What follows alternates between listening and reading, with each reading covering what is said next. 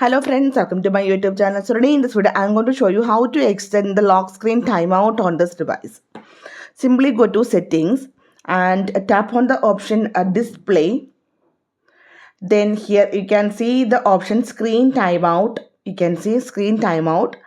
And now you can see up to 10 minutes we can enable the screen timeout. So here I already select the option 10 minutes. And here you can see the option keep screen on while viewing. Okay, you also enable this option. Whenever you look on your device, then the screen will turn on when it is locked also. Okay, we can see keep the screen on while you are looking at it. Using the front camera to detect your face. Okay, so simply in this way we can extend the lock screen timeout on this device. I hope you guys enjoyed this video. Thank you for watching. Thank you. Bye bye.